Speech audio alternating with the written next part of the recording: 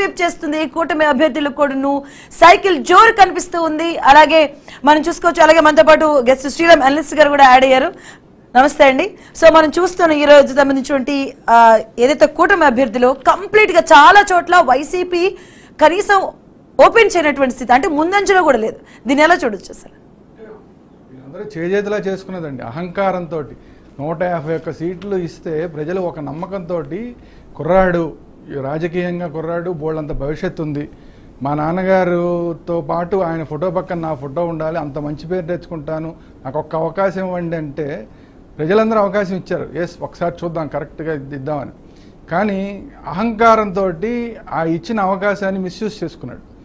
అంటే ఎవరైతే ఇప్పుడు ఒక రాక్షసుడు శివుడిని వరం అడిగాడట, ఎవరినైనా నేను చేయి పెడితే వాళ్ళని భస్మం అయిపోవాలని. సర్లే ఎందుకు అడిగాడు అని చెప్పి ప్రజలు శివుడు లాంటి వాళ్ళు సరే వరం ఇచ్చారు. ఇస్తే ఆ భస్మాసురాస్త్రాన్ని ప్రజల నెత్తిన, అక్కడ శివుడి నెత్తిన ఎలా పెట్టాడో ఈయన ప్రజల నెత్తినే పెట్టి ప్రజలందరినీ కూడా ఎవరైతే ఓట్లేశారో ఆ ఓట్లేసిన వాళ్ళందరినీ హింసించడం, అది ఒక టార్గెట్ లాగా పెట్టుకుని ఆఖరికి చిన్న మాస్క్ అడిగినందుకు డాక్టర్ సుధాకర్ని ఏ విధంగా పైన షర్టు కూడా లేకుండా విశాఖపట్నం రోడ్ల మీద దొల్లించారు, పిచ్చివాడిని అతని మీద ముద్రేశారు, చివరికి చనిపోయే పరిస్థితి దాకా తీసుకొచ్చారు. అలాగే శిరోముండనం చేశారు, మనకి ప్రసాద్ అనే ఆయనకి శిరోముండనం చేశారు. రాష్ట్రపతి కల్పించుకుని దీని సంగతి ఏంటో తేల్చండి అంటే కూడా దిక్కుమొక్కు లేదు ఆ కేసుకి. అలాగే ఒక ఎస్సీని చంపేసి ఒక ఎమ్మెల్సీ ఇంటికి పార్టీ తీసుకొచ్చి ఇచ్చాడు. అంటే ఏంటి, ఏ ఎస్సీలు అయితే ఆయన నమ్ముకుని మనకి బాగా చేస్తాడు అని నమ్ముకున్నారో అలాంటి ఎస్సీల పరిస్థితి అలా చేశాడు. సో అంటే ప్రజల నెత్తిన చేతులు పెట్టడం, దుర్మార్గమైన పరిపాలన. ఇప్పుడు రాజకీయాలంటే ఎప్పుడైనా రాజకీయాల్లో ఒకళ్ళొకళ్ళు మాట్లాడుకోవచ్చు, ప్రతిపక్షాలుగా ఉండాలి తప్ప శత్రువులుగా ఉండకూడదు. కానీ ఈయన అధికారంలోకి వచ్చిన దగ్గర నుంచి పూర్తి స్థాయిలో శత్రుత్వం పెట్టుకున్నాడు. తెలుగుదేశం పార్టీకి చెందిన రాష్ట్ర అధ్యక్షుడిని ఆయన పాపం పైల్స్ ఆపరేషన్ అయ్యి ఇంట్లో రెస్ట్ తీసుకుంటుంటే కింద నుంచి రక్తం కారుతుంటే అతన్ని శ్రీకాకుళం నుంచి గుంటూరు దాకా కారులో కూర్చోబెట్టి తీసుకొచ్చారు. ఎంత దుర్మార్గమైన విషయం అది. అట్లాంటివన్నీ చూసిన తర్వాత ప్రజలు ఇలాంటి నాయకుడు ఉండటానికి వీల్లేదనుకున్నారు. అలాగే ఈ అమరావతి అనే ఒక రాష్ట్ర రాజధాని లేకుండా చేశాడు. ఇదేమిటని అడిగినందుకు రైతుల్ని, మహిళా రైతుల్ని కడుపులో తన్నారు, పోలీసులు కడుపులో తన్నారు. వాళ్ళందరూ ఉసురు తగలదండి. రైతులకి అమరావతిలో మామూలు రైతులకి, ఎస్సీ రైతుల మీదే ఎస్సీ ఎస్టీ అట్రాసిటీ కేసులు పెట్టి చేతులకి సంకెళ్ళేసి తీసుకెళ్లారు. మరి ఆ రైతుల ఘోష తగలదా? ఇలా ప్రతి వర్గాన్ని ఇబ్బంది పెట్టి ఆఖరికి ఇప్పుడే మనం మీ టీవీలో కూడా మాట్లాడారు రఘురామకృష్ణరాజు గారు, మిత్రుడు రఘురామకృష్ణరాజు గారు. ఆయన వాళ్ళ ఎంపీనే తీసుకెళ్ళి, వేరే వాళ్ళ సంగతి వదిలేండి, వేరే వాళ్ళు అచ్చెన్నాయుడు గారు వేరే పార్టీ అయినా కానీ సొంత ఎంపీనే తీసుకెళ్ళి అర్ధరాత్రి పూట హైదరాబాద్ నుంచి లిఫ్ట్ చేసి తీసుకెళ్ళి కుళ్ళపొడి చేశారు. అట్లాంటి దుర్మార్గమైన పరిపాలన చూసిన తర్వాత ఇట్లాంటి పరిపాలన ఉండడానికి వీల్లేదు అని చెప్పి ప్రజలు ఇంత కీలకమైన నిర్ణయం తీసుకున్నారు. స్వయంకృత భస్మాసురాస్త్రం ఎవరైతే సహకరించారో వారినెత్తిన, ఎవరైతే ఎస్సీలు సహకరించారో వారినెత్తిన చేపెట్టాడు, ఎవరైతే రైతులు సహకరించారో వారినెత్తిన చేతులు పెట్టాడు, ఎవరైతే మహిళలు సహకరించారో వాళ్ళనెత్తిన ఆఖరికి కరెంటు బిల్లులు అని చెప్పి లేదంటే చెత్త మీద పన్నులు అని చెప్పి వాళ్ళనెత్తిన చేతులు పెట్టాడు. అందరినెత్తిన చేతులే కదా. ఇంకా ఈ మహిళలకు అందరికీ ఏమని ప్రామిస్ చేశాడు, మీ తాళిబొట్లు రక్షించే బాధ్యత నాది, నేను ఏదైతే మద్యపానాన్ని పూర్తిగా లేకుండా చేస్తాను నా టెన్యూర్లో, అది అయిన తర్వాతే వచ్చి ఓటు అడుగుతానన్నాడు. ఏమైంది? రాబోయే 15 ఏళ్లకు కూడా మద్యం మీద తాకట్టు పెట్టేసి డబ్బులు తెచ్చుకున్నాడు. అంటే ఇప్పుడు వచ్చే ప్రభుత్వం కూడా రాబోయే 15 ఏళ్ళ దాకా మద్యాన్ని చేయలేదు, మద్య నిషేధం చేయలేదు. అట్లాంటి పరిస్థితులు తీసుకొచ్చాడు. అంటే మహిళలు తాళిబొట్లు తెగిపోయినా పర్వాలేదు కానీ నాకు డబ్బులు వస్తే చాలు అని చెప్పి ఏదైతే నిర్ణయం తీసుకున్నాడో అలాంటివన్నీ చూసిన తర్వాత ఇళ్లల్లో పిల్లలు ఉద్యోగాలు లేక అల్లాడిపోతూ చివరికి వాళ్ళు ఖాళీగా ఉండి బానిసలైపోతూ, డ్రగ్స్కి బానిసలు, మద్యానికి బానిసలు అయిపోతుంటే చూడలేక మహిళలందరూ కూడా ఇంట్లో మనకి ఇంత ఇస్తున్న డబ్బులు అన్నా సరే ఈ డబ్బులు కాదు, ఈ రాష్ట్రం భవిష్యత్తు కావాలి, నా పిల్లల భవిష్యత్తు కావాలి, ఈ రాష్ట్రంలో ఏదైతే దుర్మార్గమైన పరిపాలన జరిగిందో ఆ పరిపాలన అంతం చేయాలని చెప్పి మహిళలందరూ కూడా నిర్ణయం తీసుకున్నారు. ఇలా ప్రతి ఒక్క వర్గం మీరు చూస్తే ఇవాళ పొద్దున్న నుంచి భయపడిపోయారు. ఎందుకు? పోస్టల్ బ్యాలెట్లకు భయపడిపోయారు. ఏ ప్రభుత్వం పోస్టల్ బ్యాలెట్లకు భయపడిన ప్రభుత్వాన్ని ఎప్పుడన్నా మనం చూసామా? ఎందుకు? ఉద్యోగస్తులని దుర్మార్గంగా ఇబ్బందులు పెట్టి వాళ్ళ మీద కేసులు పెట్టి టీచర్లని స్కూల్లో టీచర్ గారి పక్కన పోలీస్ కానిస్టేబుల్ నుంచో పెట్టారు కాపలాగా.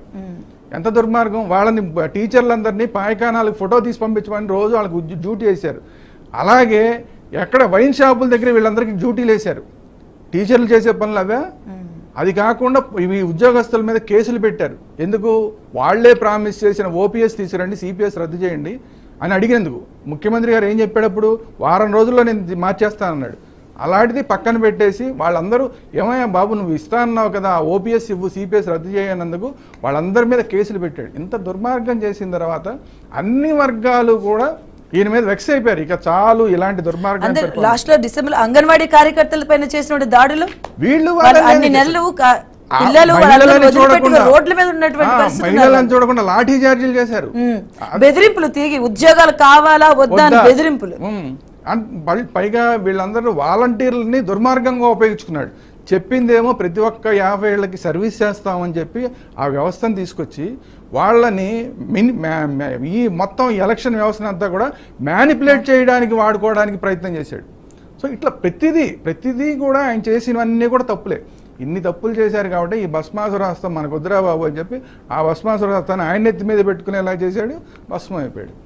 రైట్. అలాగే సినీ ప్రముఖుల నుంచి మెగాస్టార్ చిరంజీవి కూడాను జనసేన అధినేత పవన్ కళ్యాణ్ కు అలాగే టీడీపీ అధినేత చంద్రబాబు కూడాను ఆయన ట్వీట్ చేశారు అభినందనలు తెలుపుతూ. దానికి సంబంధించినటువంటి ఆ ట్వీట్ ను కూడా మనం చూడొచ్చు. డియర్ పవన్ కళ్యాణ్ బాబు, ఎక్కడ నెగ్గాలో ఎక్కడ తగ్గాలో తెలిసిన నిన్ను తగ్గాలని ఎవరు కూడా అనుకున్నా కూడా అది ప్రజలు నెగ్గించడానికి అనుకుంటున్న ఆయన ఒక భావోద్వేగమైనటువంటి ట్వీట్ కూడా ఆయన చేయడం జరిగింది. అలాగే విషెస్ కూడా చెప్తూ ఉన్నారు. పిఠాపురంలో పవన్ కళ్యాణ్ గెలిపించడానికి సర్వశక్తిలో వడ్డించారు. మీకు కూడా తెలుసు, అందరూ కూడా తీసుకురావడం జరిగింది. అయినా కూడా అంటే పిఠాపురం, మంగళగిరి, హిందూపురం మహిళా అభ్యర్థులను కూడా ఆపోజిట్ లో నిలిచోబెట్టడం జరిగింది. మా హిందూపురంలో అయితే బాలకృష్ణ గారు అంటే అక్కడ ముస్లింలకు కూడా చాలా ప్రేమ. ఆయన చూస్తే చాలు జీవితం ధన్యమైపోయింది అనుకుంటారు. అట్లాంటిది ఎలాంటి బ్యాడ్ ప్రాపగాండా చేశారంటే అసలు బీజేపీ కలిసింది కాబట్టి అసలు ముస్లింలందరూ ఓట్లేరు, ఈసారి బాలకృష్ణ గారు ఓడిపోతారని ప్రాపగాండా చేశారు. ఏమైంది? హ్యాట్రిక్ కొట్టాడు ఆయన. అలాగే ఎప్పుడు 39 సంవత్సరాల తర్వాత లోకేష్ గారు మంగళగిరిలో గెలిచాడు. అంటే అంతకుముందు తెలుగుదేశం 39 సంవత్సరాలు అక్కడ గెలిచిన చరిత్ర లేదు. లాస్ట్ టైం ఓడిపోయినా కూడా ఆయన నిలబడి లేదు నేను ఇక్కడే సర్వీస్ చేస్తానని నిలబడబట్టి మనం ఓడించినా కూడా మన కోసం ఈయన నిలబడ్డాడు అని చెప్పి ఆయనకు కూడా ఇప్పుడు బంపర్ మెజారిటీ ఇచ్చారు. అదేవిధంగా పవన్ కళ్యాణ్ లాస్ట్ టైం 2 చోట్ల పోటీ చేస్తే 2 చోట్ల ఓడిపోయినా కూడా స్థిరంగా నిలబడ్డాడు, మన కోసం నిలబడ్డాడు. ఇలాంటి నాయకుడిని మనం చూడం. ఎందుకంటే ఇప్పుడు సమకాలీనమైన రాజకీయాల్లో సొంత డబ్బులు పెట్టి రాజకీయం చేసే నాయకుడు ఎవరు ఉండరు, సహాయం చేసే నాయకుడు ఎవరు ఉండరు. గవర్నమెంట్లోకి వచ్చిన తర్వాత గవర్నమెంట్ డబ్బులు ఖర్చు పెట్టి సేవా కార్యక్రమాలు చేస్తుంటారు తప్ప సొంత డబ్బులు ఖర్చు పెట్టరు. ఈయనేంటి రోజు కష్టపడి వెళ్ళటం, షూటింగ్ చేయడం, ఆ వచ్చిన డబ్బుల్ని పార్టీ కోసం ప్రజల కోసం ఖర్చు పెట్టడం. ఇట్లాంటి నాయకుడిని ఎవరిని చూడం. అందుకనే ఇంత ఆయన నిలబడ్డాడు.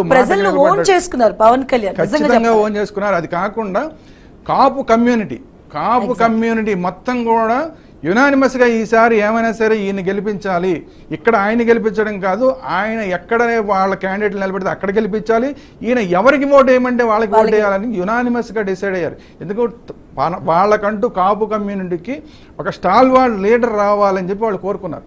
దానికోసం అందరూ ఏకగ్రీవంగా నిలబడ్డారు.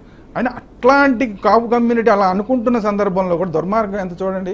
ఆ కాపుల్లోనే నాయకుడిగా ఉన్న ఆయన్ని పద్మనాభం గారిని తీసుకొచ్చి ఈయన్ని ఆయన తిట్టించడం కాకుండా ఏమైనా సరే నేను ఓడిస్తాను పవన్ కళ్యాణ్, సొంత వాళ్ళ కమ్యూనిటీనే కదా, వాళ్ళ కమ్యూనిటీని ఓడించకపోతే పద్మనాభ రెడ్డి అని పేరు మార్చుకుంటానని చెప్పి కూడా శపథాలు చేసి ఇంత దుర్మార్గం చేసేలాగా ప్రయత్నాలు చేశారు.